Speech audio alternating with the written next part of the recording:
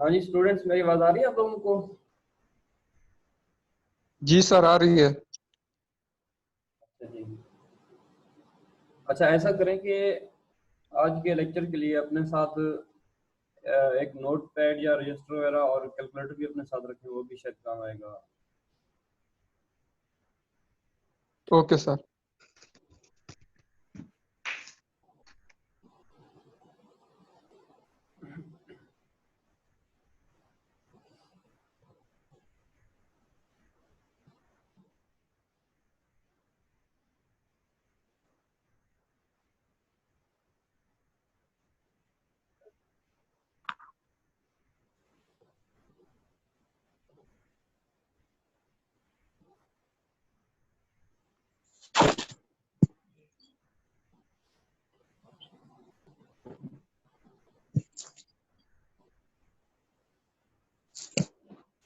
Last lecture में कुछ join किया था आप लोगों ने?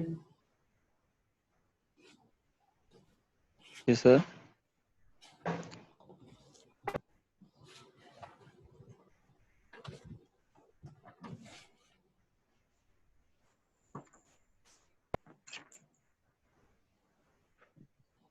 आप लोगों को नहीं ज्वाइन किया अभी? सर ज्वाइन किया है।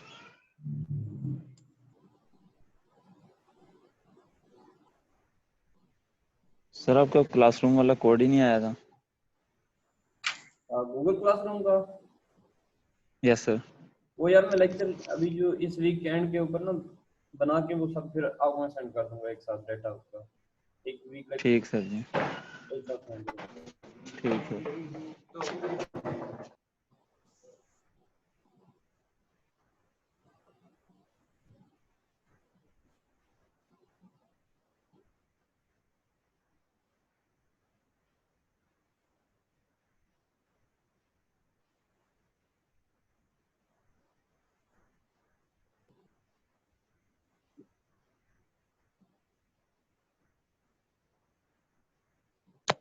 थोड़ा सा मैं वेट कर रहा हूँ ताकि कुछ स्टूडेंट्स और ऐड हो जाएं, फिर हम स्टार्ट करें मीटिंग को।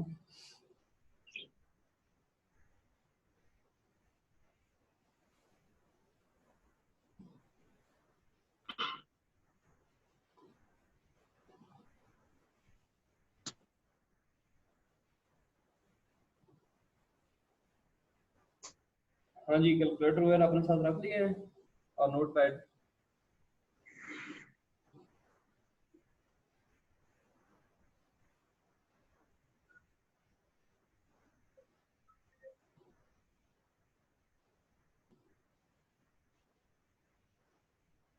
मेरी आवाज आ रही है आप लोगों को? Yes sir. जी सर, आ रही है आवाज। जी।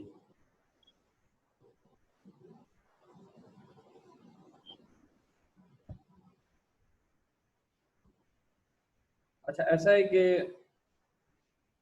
प्रीवियस लेक्चर में हमने एक डेरिवेशन की थी फॉर द बीम्स। ठीक हो गया? हमने to calculate deflections in the beams. ठीक हो गया? उसके लिए हमने yes sir. The unit load method एक डेरिवेशन की थी। आज हम इस डेरिवेशन को यूज करते हुए हम डिफरेंट प्रॉब्लम्स को सॉल्व करेंगे।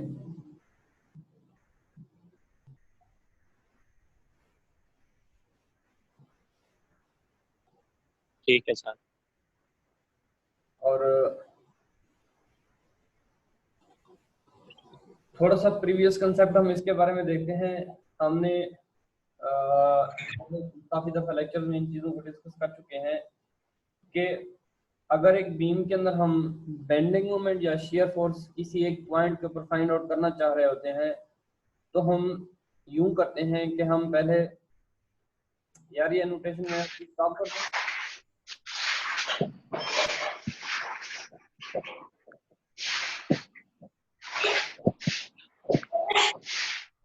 ये शॉर्ट नहीं लिखा है कॉल वायर यूजिंग डिवाइस, वो तो आता है ना।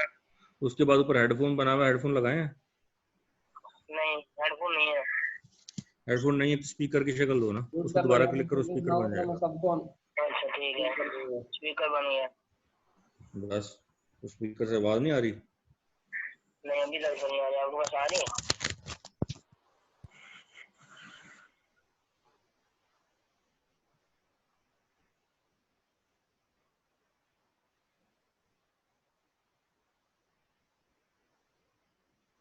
अच्छा जी, तो हम बात कर रहे थे कि जब हम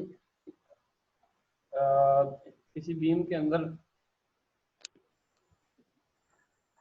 बेंडिंग मोमेंट या शियर फोर्स किसी एक पॉइंट के ऊपर फाइंड आउट करना चाह रहे होते हैं, तो हम यूं करते हैं कि हम उस पॉइंट के ऊपर सेक्शन लेके, ठीक है क्या, और वहाँ पे in terms of as a function of x वहाँ पे हम एक इक्वेशन फार्मूलेट करते हैं of shear force and of bending moment, ठीक हो गया।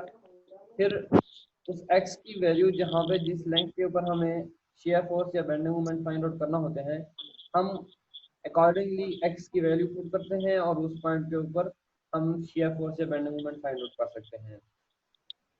फॉर एग्जांपल हमारे पास एक बीम है, एक सिंपली सपोर्टेड बीम है हमारे पास, और लेट्स से इसके ऊपर एक यूनिट लोड P अप्लाई हो रहा है।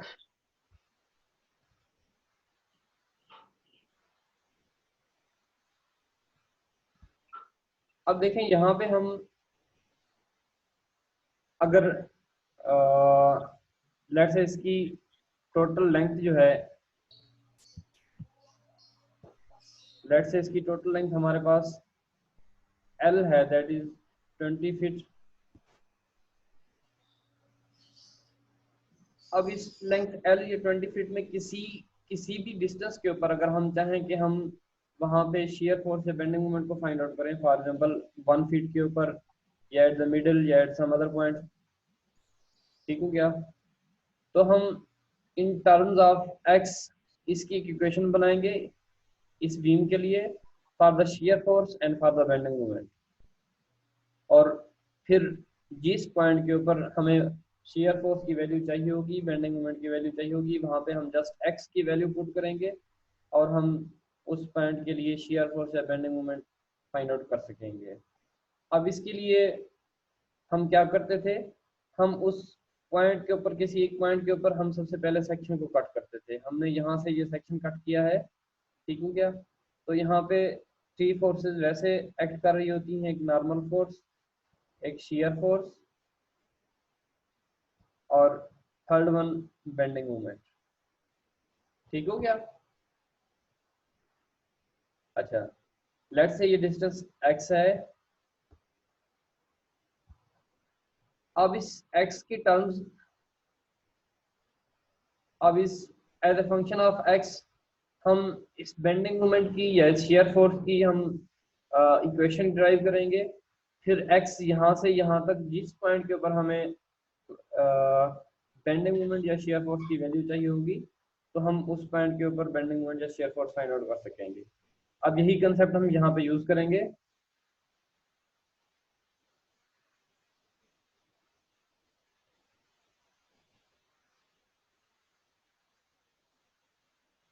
अब हमने ये इक्वेशन डिराइव की थी, delta is equal to integration from 0 to L capital M small m EI dx। अब यहाँ पे हमारे पास दो चीजें हैं जो वेरिएबल होंगी, capital M and small m। EI हमारे पास ये किसी भी बीम की रेगुलर रिजिडिटी भी कहते हैं हम इसको, ये कांस्टेंट्स हैं।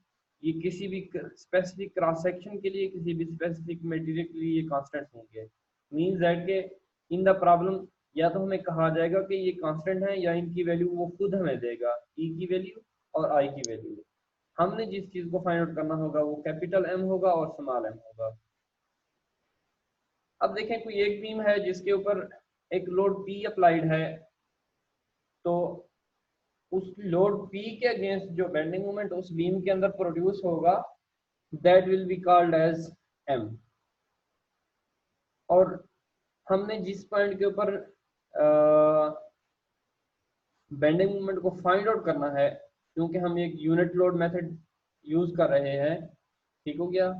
अब लेट्स से ये हमारे पास एक सिंपली सपोर्टेड बीम है और उसने कहा है कि हमें एट सम पॉइंट C हमें डिफ्लेक्शन को फाइंड आउट करना है। अब जिस पॉइंट सी के ऊपर हमें डिफ्लेक्शन को कैलकुलेट करना है,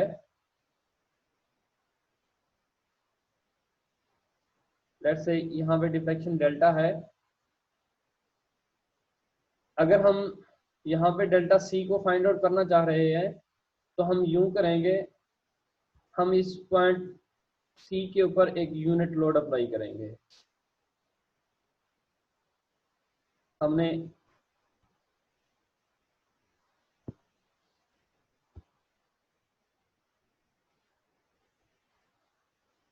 एक unit load 1 kilo Newton apply किया है। अब इस 1 किलो न्यूटन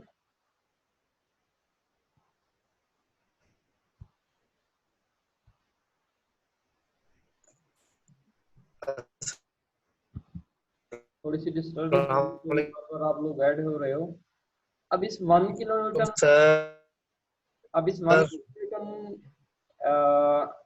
के यूनिट लोड के अगेंस्ट इस बीम के अंदर जो बेंडिंग मोमेंट प्रोड्यूस होगा उसको हम स्मॉल एम से रिप्रेजेंट करेंगे। ठीक हो गया? कैपिटल एम क्या था? लेट्स से इसके ऊपर एक फोर्स पी अप्लाई हो रही थी, लेट्स से एक फोर्स पी अप्लाई हो रही थी। अब इस फोर्स पी के अगेंस्ट इस बीम के अंदर जो बेंडिंग मोमेंट प्रोड्यूस होगा वो कैपिटल एम है, और पी को हम रिमूव करेंगे, फिर हम एक यूनिट लोड अप्लाई करेंगे।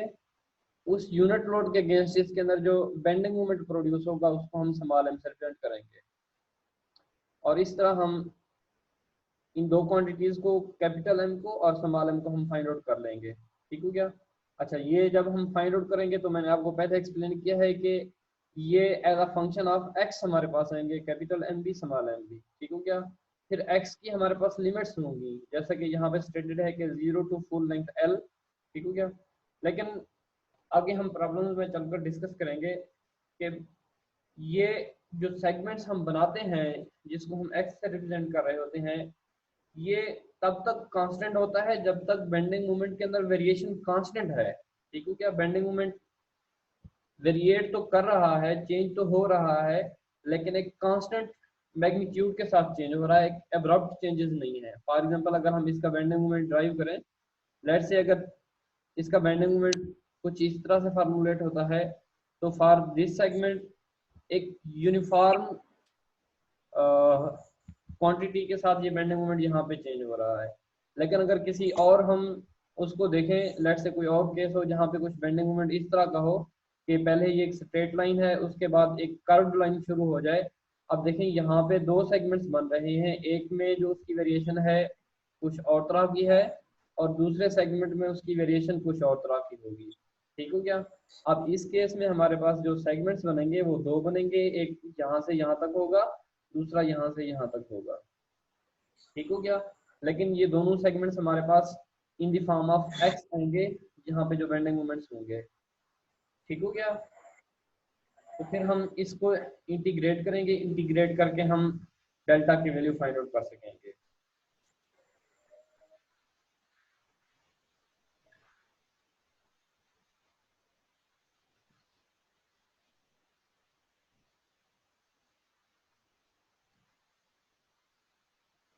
अच्छा, अब यहाँ पे देखें एग्जाम्पल 2.6.1, ये चैप्टर नंबर 2 है, बुक 2 क्या मैंने आपको बताया है।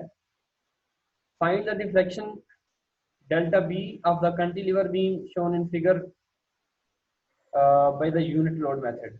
अब ये हमारे पास एक कैंटिलीवर बीम है जिसका एक एंड फिक्स्ड है, एक एंड फ्री है, और उसके फ्री एंड के ऊपर एक लोड डब्ल्यू अप्लाई हो रहा है। फिक्स्ड एंड को हम ए से डिनोट कर रहे हैं और फ्री एंड को हम बी से डिनोट कर रहे हैं। अब देखिए यहाँ पे उसने ऑलरेडी खुद से ही बता दिया है कि यहाँ पे जो ई आई है दैट इज कांस्टेंट। ठीक हो गया? इसकी लेंथ एल है और हमने पॉइंट बी के ऊपर डिफ्लेक्शन को फाइंड आउट करना है, उसने स्टेटमेंट भी हमें बताया हुआ है, हमने डेल्टा बी को कैलकुलेट करना है। अब जरा देखें, ये वैसे आपकी प्रैक्टिस भी आपको बताएगी कि अब इस टोटल सेगमेंट के लिए हर एक पॉइंट के ऊपर जो वेरिएशन इन द मोमेंट होगी वो कांस्टेंट होगी, क्योंकि दरमियान में ना कोई और सपोर्ट है ना कोई और लोड अप्लाई हो रहा है। अब बेंडिंग मोमेंट जहाँ पे भी चेंज होगा वहां पे या तो कोई सपोर्ट ऐड होगी या यहाँ वहां पे कुछ और एक यूनिट लोड या यूडीएल अप्लाइड होगा, तो इस केस में वहां पे बेंडिंग मोमेंट चेंज हो जाएगा। अगर एक लोड अप्लाइड है और उसके अलावा उसके साथ कोई और लोड अप्लाई नहीं हो रहा या वहां पे कोई और सपोर्ट दरमियान में ऐड नहीं हो रही, तो इट मींस दैट कि उस टोटल सेगमेंट के लिए हमारी जो बेंडिंग मोमेंट की वेरिएशन होगी वो सेम रहेगी। ठीक हो गया। अब यहाँ से हमें पता चल रहा है कि इस केस के लिए हमारे पास जो सेगमेंट बनेगा वो टोटल एक ही बनेगा। ठीक हो गया। अच्छा, अब देखिए यहाँ पे हमारे पास हमारी अपनी मर्जी है कि हम ओरिजिन को फ्रॉम पॉइंट ए से स्टार्ट करें या फ्रॉम बी से स्टार्ट करें। ठीक हो गया। लेकिन यहाँ पे हमारे लिए जो कन्वीनियंट है वो पॉइंट बी है कि बी हमको ओरिजिन ले, यहाँ से एक्स को स्टार्ट करें। बी के ऊपर एक्स की वैल्यू 0 होगी और ए के ऊपर एक्स की वैल्यू क्या बनेगी? हाँ जी बताएं जरा।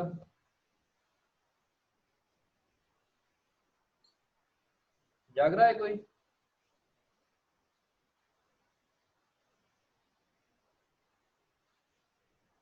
सो गए हो सब?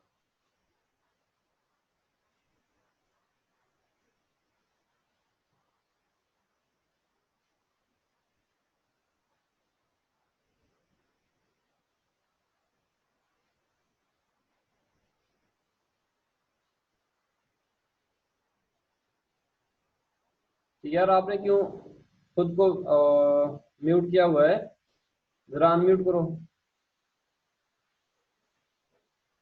Yes sir.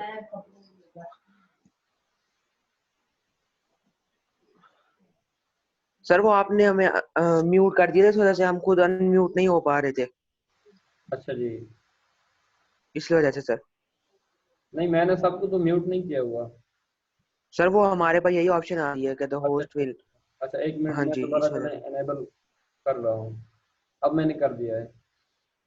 ठीक है सर, बस अब जी सर। अनम्यूट है। जी सर, अब हो गया sir unmute. Thank you sir. अच्छा जी।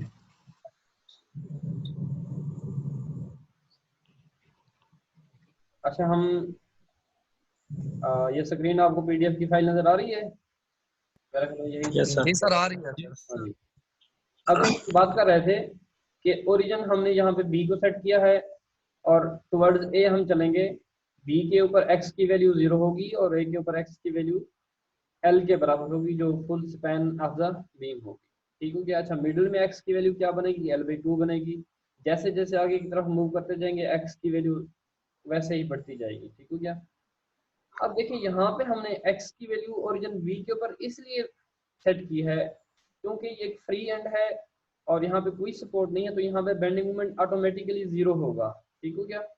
अब जब बेंडिंग मोमेंट 0 होगा, एक्स की वैल्यू 0 होगी तो एक्स 0 पुट करेंगे तो ऑटोमेटिकली बेंडिंग मोमेंट 0 हो जाएगा। ठीक है क्या? इट मींस दैट कि हमने अपनी कैलकुलेशंस की आसानी के लिए, हमने कम्प्लेक्सिटी से बचने के लिए यहाँ पे ओरिजिन को 20 सेट कर लिया है। ए को भी हम सेट कर सकते थे, लेकिन क्योंकि ये कैंटिलीवर बीम है यहाँ पे फिक्स सपोर्ट के ऊपर तो बेंडिंग मोमेंट प्रोड्यूस होगा। ठीक हो गया। और मैक्सिमम होगा, लेकिन बी के ऊपर 0 होगा। ठीक हो गया। तो एक्स जैसे जैसे बढ़ता जाएगा वैसे वैसे ही बेंडिंग मोमेंट बढ़ता जाएगा। Yes sir. Clear? Yes sir. अब ई आई यहाँ पे कांस्टेंट है, हमने क्या करना है? हमने डेल्टा बी को मेजर करना है। अब सबसे पहले हमने क्या करना है? हमने इस इक्वेशन में एम, कैपिटल एम को कैलकुलेट करना है। कैपिटल एम को कैलकुलेट करने के लिए हम जो एक्चुअल लोड अप्लाइड है, जिस पॉइंट के ऊपर भी अप्लाइड है, ठीक हो गया, उसके against bending moment in the beam find out करेंगे। ठीक हो गया। अब लेट से यहाँ पे हमने लोड अप्लाई किया है तो फिक्स सपोर्ट के ऊपर एक मोमेंट एम पर प्रोड्यूस होगा। ठीक हो गया। और लेट से ओरिजिन हमारा ये है। ठीक हो गया। अब देखिए हम समेशन ऑफ मोमेंट्स लेंगे। Summation of moments 8 point A लेंगे। ठीक हो गया। लेट ये पॉइंट ए है हमारे पास, 8 पॉइंट ए हम समेशन ऑफ मोमेंट्स लेंगे। तो ये हमारे पास m जो है ये काउंटर क्लॉकवाइज में है, ये पॉजिटिव होगा। दरमियान में कुछ और यहाँ पे लोड अप्लाइड नहीं है। फिर फ्री एंड के ऊपर हमारे पास लोड W अप्लाइड है। अब W देखें ये क्लॉकवाइज डायरेक्शन में यहाँ पे अप्लाई हो रहा है। ठीक हो गया। क्लॉकवाइज डायरेक्शन में है तो नेगेटिव होगा। अब load multiplied by distance, distance पर फिक्स्ड एंड से इसका डिस्टेंस टोटल x है, तो load multiplied by distance x m - wx = 0। और हमारे पास जो कैपिटल एम की वैल्यू आएगी that is W into x हो जाएगी। ठीक हो गया? अच्छा, अब यहाँ पे देखें, हम जिस पॉइंट के ऊपर भी x की वैल्यू पुट करेंगे उस पॉइंट के ऊपर हमें m की वैल्यू आ जाएगी। w तो वही है, ठीक हो गया, ये तो कांस्टेंट रहेगा। ठीक हो गया? w की वैल्यू कोई भी हो सकती है, 10 भी हो सकती है, 20 भी हो सकती है। यहाँ पे जस्ट उसने एक उसकी नोटेशन दे दी है, ठीक है, कि उसको किसी एक फिगर से प्रिंट कर दिया है। जो वेरिएबल है यहाँ पे वो x है। x यहाँ पे 0 है तो यहाँ पे मूवमेंट 0 होगा। x यहाँ पे मैक्सिमम है तो यहाँ पे m मैक्सिमम होगा। ठीक हो गया? अच्छा, अब नेक्स्ट स्टेप में हम स्मॉल m को कैलकुलेट करेंगे। स्मॉल m को कैलकुलेट करने के लिए जिस एंड के ऊपर उसने डिफ्लेक्शन को कैलकुलेट करने का कहा है, उसने कहा है कि मेजर डेल्टा b या डिफ्लेक्शन एट b। अब जिस पॉइंट के ऊपर हमने डिफ्लेक्शन को फाइंड आउट करना है तो उसी पॉइंट के ऊपर जाके हम एक यूनिट लोड अप्लाई करेंगे। ठीक हो गया? हमने यूनिट लोड यहाँ पे 1 अप्लाई किया है और इस फिक्स एंड के ऊपर एक small m bending moment produce होगा। ओरिजिन हमारा बी पॉइंट है, x यहाँ पे 0 होगा, यहाँ पे मैक्सिमम होगा। अगेन हम यहाँ पे इस एंड पे देखें तो हम समीशन ऑफ मूवमेंट्स लेंगे। अब ये हमारे पास एक एंटी क्लॉकवाइज मूवमेंट है तो ये पॉजिटिव होगा, और ये जो यूनिट लोड है ये क्लॉकवाइज मूवमेंट प्रोड्यूस कर रहा है इन द बीम तो नेगेटिव होगा। और हमारे पास यहाँ पे जो बेंडिंग मोमेंट की वैल्यू आ जाएगी that is m is equal to 1 into x. Clear? Yes sir. अच्छा, अब देखिए हमने इस इक्वेशन में m कैपिटल M और स्मॉल m को फाइंड आउट कर लिया है और EI इज कांस्टेंट। ठीक हो गया? आगे चल के हमारे कुछ न्यूमेरिकल्स आएंगे जहां पे उसने हमें EI की वैल्यू बताई होगी। अब इस इक्वेशन में हम कैपिटल M और स्मॉल m की वैल्यूज पुट करेंगे। कैपिटल M हमारे पास WX था और स्मॉल m हमारे पास 1 इंटू एक्स था ओवर EI dx। अब इसको हम सिंप्लीफाई करेंगे, हमारे पास WX स्क्वायर ओवर EI आ जाएगा। अब यहाँ पे देखें हमारे पास W ओवर EI ये तो कांस्टेंट है, हमने जिसको इंटीग्रेट करना है वो x स्क्वायर है। तो W और EI को हम इंटीग्रेशन से बाहर लेके आएंगे और x स्क्वायर को इंटीग्रेट करेंगे तो x 3 ओवर 3 आ जाएगा और लिमिट 0 टू L होगी। और डेल्टा B हम कैलकुलेट करेंगे, x की L की वैल्यू पुट करेंगे, L क्यूब ओवर 3 हो जाएगा और दूसरी लिमिट जो है वो हमारे पास 0 है। ठीक हो गया? तो ये क्वांटिटी हमारे पास टोटल 0 हो जाएगी और हमारे पास W over EI into L cube over 3 ये हमारे पास इक्वेशन आ जाएगी। अब यहाँ पे देखें, ये हमारे पास अबव केस में जो हमारे पास एक कैंटिलीवर बीम दी गई है उसकी इक्वेशन है एक्चुअली ये डिफ्लेक्शन को फाइंड आउट करने के लिए। ठीक हो गया? When the load is applied at the free and, W की एक वैल्यू होगी जो हम पुट करेंगे, L उसका स्पैन होगा जो हम पुट करेंगे, ये कांस्टेंट होंगी ये हम पुट करेंगे, तो हमारे पास उस पॉइंट के ऊपर डेल्टा B की वैल्यू आ जाएगी। तो यहाँ पे एक और चीज नोट करें, यहाँ पे डिफ्लेक्शन बीम में बाज़ औक़ात अपवर्ड भी हो सकती हैं। कॉमनली जो हम देख रहे होते हैं, हम ये देखते हैं, हम ये समझते हैं कि यहाँ पे जो लोड्स अप्लाइड होते हैं वो ग्रेविटी लोड्स होते हैं। ग्रेविटी लोड्स मीन्स दैट के they are always acting downward. अब जब डाउनवर्ड एक्ट कर रहे होते हैं तो हमेशा उनकी जो डिफ्लेक्शन प्रोड्यूस होती है वो भी डाउनवर्ड होती है। ठीक हो गया? लेकिन बाज़ औक़ात ज्योमेट्री इस तरह की हो सकती है या लोडिंग इस तरह की हो सकती है। फॉर एग्जाम्पल अगर हम इसी बीम को कंटिन्यूअस कर लें, ठीक हो गया, और लोड यहाँ पे अप्लाइड हो, अब देखें इस सेगमेंट के लिए जो हमारी डिफ्लेक्शन बनेगी वो अपवर्ड बन रही है। ठीक हो गया? तो हमें बताना होगा कि हमारे बीम के अंदर जो डिफ्लेक्शन है वो अपवर्ड है या डाउनवर्ड है। ठीक हो गया? इस पोर्शन के अंदर ये डाउनवर्ड है, इस पोर्शन के अंदर ये अपवर्ड है। हमें कहाँ से पता चलेगा कि ये अपवर्ड हो रही है या डाउनवर्ड हो रही है? ये हमें पता चलेगा यूनिट लोड की डायरेक्शन से। अब यहाँ पे देखें, यहाँ पे जब हमने यूनिट लोड को अप्लाई किया है तो उसकी डायरेक्शन डाउनवर्ड थी। ठीक हो गया? और यहाँ पे जब हम डेल्टा बी को कैलकुलेट किया है तो यहाँ पे हमारे पास जो इस ओवरऑल ये क्वांटिटी हमारे पास आई है ये पॉजिटिव आई है। ठीक हो गया? इसके साथ कोई नेगेटिव साइन नहीं है। इट मीन्स दैट के जो डायरेक्शन हमने वहां पे ऊपर अज्यूम की है यूनिट लोड लगाते वक्त वो ठीक थी और हमारी डिफ्लेक्शन डाउनवर्ड है। अगर हमने वो डाउनवर्ड यूनिट वहां पे लगाया होता और यहाँ पे नेगेटिव आ जाती ये क्वांटिटी, तो इट मीन्स दैट कि डिफ्लेक्शन उस डायरेक्शन के अपोजिट है और यहाँ पे हम उसको अपवर्ड रिप्रेजेंट करते हैं। Clear? Yes sir. Yes sir. अच्छा, इसी तरह सर ये EI की वैल्यू गिवन होती है जब कोई चीज निकालनी होती है, वो कहाँ से मिलती है? गिवन होगी, अगर गिवन नहीं होगी तो कांस्टेंट लिखा होगा, जैसे यहाँ पे ये देखिए लिखा हुआ है EI की वैल्यू कांस्टेंट है। अभी आगे प्रॉब्लम आएगा जिसमें EI की वैल्यू गिवन होगी, फिर आप कैलकुलेट Yes. करेंगे कि टोटल डिफ्लेक्शन कितनी हुई है, फिर आपको एक न्यूमेरिकल वैल्यू है कि आपको एक फिगर आएगी। ठीक सर, थैंक यू सर।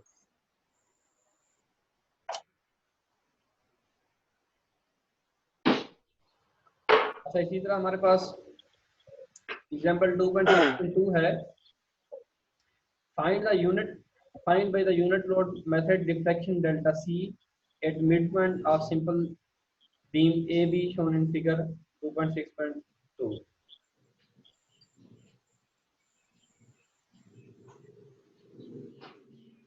ये हमारे पास एक सिंपली सपोर्टेड बीम है, ठीक हो गया, इसका हिंज एंड जो है हम इसको ए से रिप्रेजेंट कर रहे हैं और रोलर एंड हम बी से रिप्रेजेंट कर रहे हैं।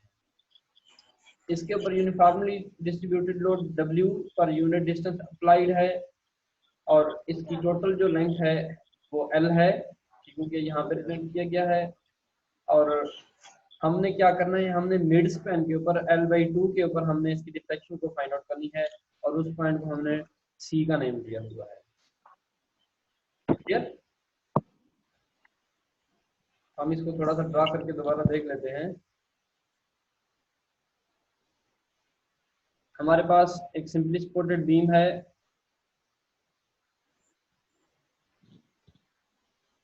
और इसके ऊपर यूडियल लोड अप्लाइड हो रहा है, दैट इज W। इसकी टोटल स्पैन जो है दैट इज L। हमने इसके पॉइंट एक C के ऊपर, लेट्स से ये पॉइंट C है, हमने इस पॉइंट C के ऊपर डिफ्लेक्शन को फाइंड आउट करना है। हमने यहाँ पे डेल्टा C को फाइंड आउट करना है और डेल्टा C कहाँ पे है, delta C is the mid span, ठीक है, L/2 डिस्टेंस के ऊपर है। अब यहाँ पे एक चीज देखें,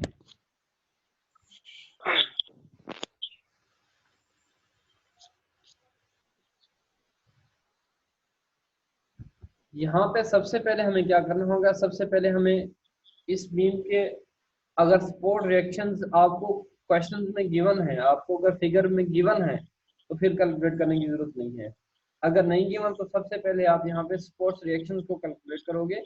अब एक सपोर्ट रिएक्शन यहाँ पे प्रोड्यूस होगा, एक यहाँ पे प्रोड्यूस होगा, ठीक हो क्या? इन दोनों सपोर्ट रिएक्शंस की आप वैल्यू फाइंड आउट करोगे। अब टोटल आपके पास स्पैन है दैट इज L, ठीक हो गया, और जो टोटल लोड बनेगा वो WL बनेगा, ठीक है। Load per unit distance multiplied by total distance, तो हमारे पास WL आ जाएगा, ठीक है क्या? अच्छा, अब यहाँ पे देखें, ये तो एक सिंपल बीम है जो कि एक सिमेट्रिक कंडीशंस में है, लोड भी सिमेट्रिकली अप्लाइड है। तो इस केस में जो टोटल लोड WL है, ठीक हो गया, हाफ इस एंड के ऊपर अप्लाई होगा, हाफ इस एंड के ऊपर अप्लाई होगा, ठीक हो गया। इट मींस के WL/2 हाफ लोड इस साइड के ऊपर आ जाएगा और WL/2 हाफ लोड इस एंड के ऊपर आ जाएगा, ठीक है क्या? Yes sir. अगर आप इसको कैलकुलेट करना चाहें तो कैलकुलेट भी कर सकते हैं। कैलकुलेट कैसे करेंगे आप, कि हमारे पास एक सिंपली सपोर्टेड बीम है,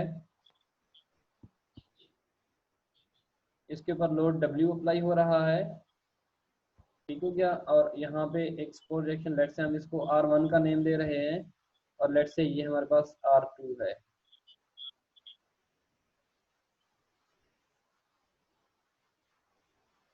अच्छा, मीटिंग अभी एंड हो जाएगी तो मैं दोबारा इसको रिस्टार्ट करूंगा, ठीक हो गया? ठीक है सर। ये हमारे पास R2 है, ठीक हो गया। लेट्स से ये हमारे पास पॉइंट ए है, ये हमारे पास पॉइंट बी है। अब हम पॉइंट ए के ऊपर समीशन ऑफ मोमेंट्स लेंगे। Summation of moments at point A is equal to 0 और हम एंटी क्लॉकवाइज डायरेक्शन को पॉजिटिव लेंगे। ठीक हो गया? अच्छा, यस सर। अब यहाँ पे देखें, जब हम पॉइंट ए के ऊपर समीशन ऑफ मोमेंट्स लेंगे तो R2 जो है वो पॉइंट ए के थ्रू पास हो रहा है, इसलिए ये कोई बेंडिंग मोमेंट प्रोड्यूस नहीं करेगा। ठीक हो गया? अब यहाँ पे बेंडिंग मोमेंट कौन सी फोर्सेस प्रोड्यूस कर रहे हैं? एक ये सपोर्ट रिएक्शन R1 प्रोड्यूस कर रहा है और ये एक लोड W इसके अंदर बेंडिंग मोमेंट प्रोड्यूस करेगा। ठीक हो गया? अच्छा, अब देखें हम यहाँ पे बेंडिंग मोमेंट अगर कैलकुलेट करें तो R1 multiplied by distance L। ठीक हो गया? R1 मल्टीप्लाइड बाय L, ये हमारा एंटी क्लॉकवाइज डायरेक्शन में था। ठीक हो गया? इसको अगर आप देखें तो ये एंटी क्लॉकवाइज डायरेक्शन में अप्लाई हो रहा है R1। ठीक है? इसको एंटी क्लॉकवाइज डायरेक्शन में रोटेट करेगा। माइनस, अब क्योंकि अगर हम यहाँ पे इसका मैग्नीट्यूड कंसीडर करें टोटल W का, ठीक है क्या, हम इसको यूडियल में कन्वर्ट करें जैसे कि हम मूवमेंट्स को कैलकुलेट करने के लिए करते हैं, तो load multiplied by distance L, ठीक है क्या, ये फोर्स होगी multiplied by distance from end where we are going to calculate bending moment, वो कितना है? L/2 है। ऐसा ही है ना? Yes sir. ठीक हो क्या? तो मल्टीप्लाइड बाई L/2 हो जाएगा और that is equal to 0। Clear? Yes sir. अच्छा, अब देखें,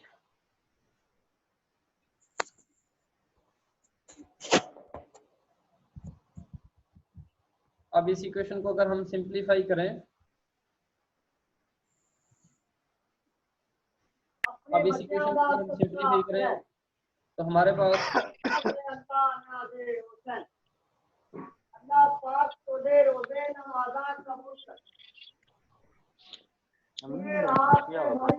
अगर हम इस इक्वेशन को सिंप्लीफाई करें तो हमारे पास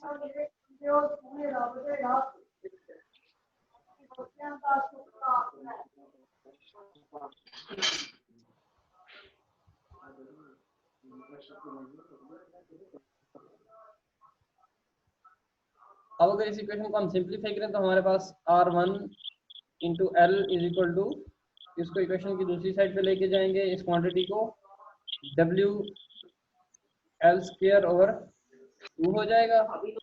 ऐसे ही है। अब यहाँ पे L स्क्वायर के साथ कट जाएगा तो R1 हमारे पास जो आ जाएगा दैट इज WL ओवर 2 हो जाएगा। क्लियर? अच्छा, अब यहाँ पे देखें कि ये बी साइड जो है, जब WL ओवर 2 हमने यहाँ पे कैलकुलेट कर लिया है, ठीक है, अब समीशन ऑफ वर्टिकल फोर्सेस आप लेंगे।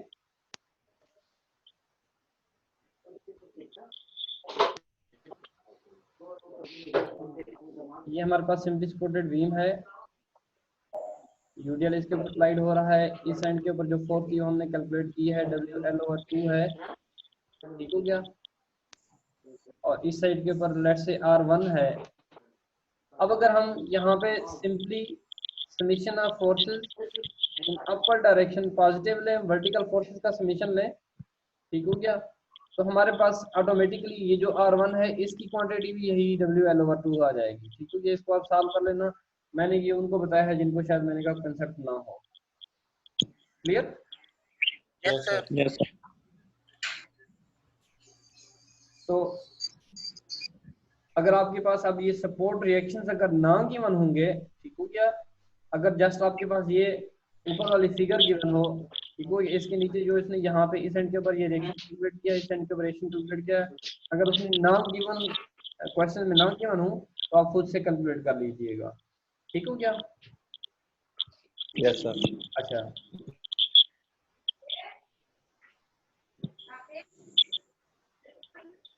अब यहाँ पे देखें, अब यहाँ पे हमने पहले कैपिटल एम को कैलकुलेट करना है, फिर स्मॉल एम को कैलकुलेट करना है। कैपिटल एम को कैलकुलेट करने के लिए हम एक्स की फॉर्म में इसके सेगमेंट्स बनाएंगे, ठीक हो गया।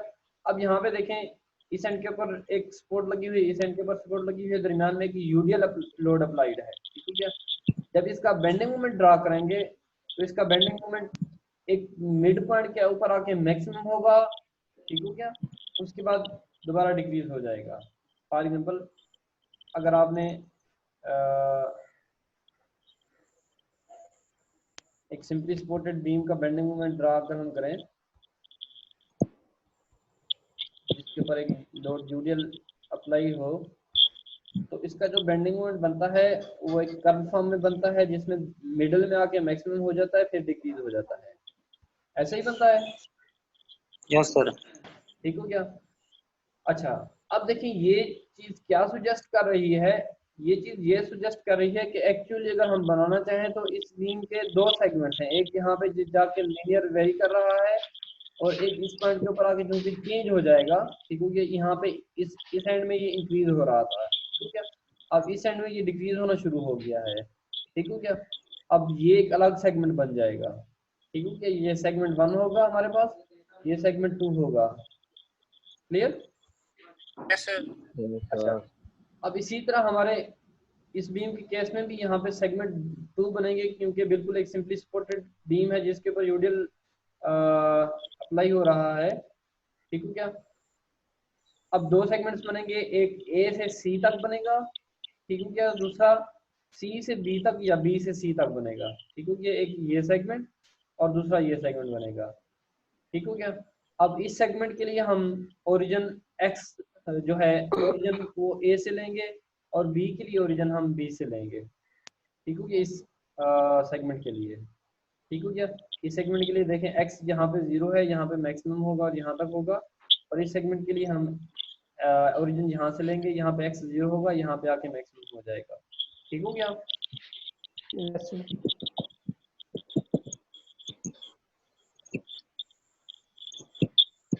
अब क्योंकि हम अभी देख चुके हैं कि the expressions for capital M and small M both will be identical for both segments, ठीक हो क्या।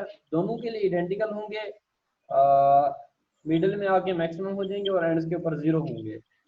ऐसे ही है ना? Yes sir.